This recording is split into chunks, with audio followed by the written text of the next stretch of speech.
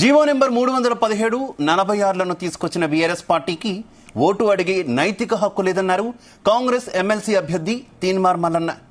మహబూబాబాద్ జిల్లా కేంద్రంలోని NTR stadium junior కళాశాల మైదానంలో వాకర్స్ ను కలిసి ఎమ్మెల్సీ ఎన్నికల్లో తనకు ఓటు వేసి గెలిపించాలని అభ్యర్థించారు.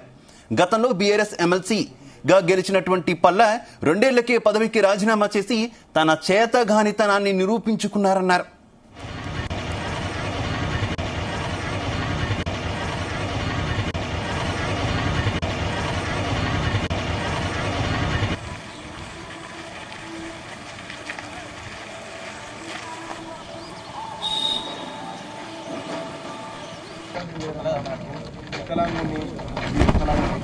గతంలో జరిగిన పొరపాటును మళ్ళీ రిపీట్ కానివ్వమన్నా, పోయినసారి కన్ఫ్యూజన్ ఉండే ఆయనకే అన్నా మీకే అన్నా ప్రభుత్వం పైన వ్యతిరేకత ఉన్నప్పటికీ కోదండరామ్ సార్కి అన్నా లేకపోతే మీకే అన్నా అనేటువంటి కన్ఫ్యూజన్ ఉండే. ఇవాళ కోదండరామ్ సార్ మీ వెంటే ఉన్నాడు, వామపక్ష పార్టీలు మీ వెంటే ఉన్నాయి, ఆ తర్వాత మిగతా ఉద్యోగ ఉపాధ్యాయ సంఘాలన్నీ మీ వెంటే ఉన్నాయి. వలన మాకు కంప్లీట్ గా ఎటు వేయాలనేది క్లారిటీ వచ్చిందనేటువంటి మాట చెప్తా ఉన్నారు.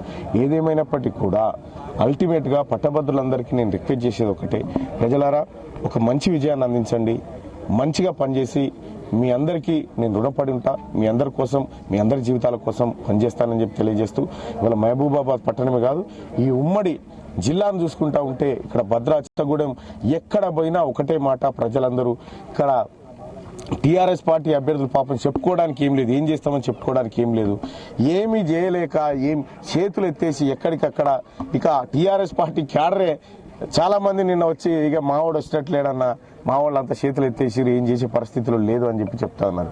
నేను టీఆర్ఎస్ పార్టీ కార్యకర్తలకు మిగిలినటువంటి పార్టీ కార్యకర్తలకు కూడా చెప్తా ఉన్నా, ఏ కష్టం వచ్చినా రండన్నా ఇండియా కూటమి మీకు అండగా ఉంటుంది, ప్రజలందరినీ సమానంగా చూసేటువంటి ఒకే ఒక కూటమి.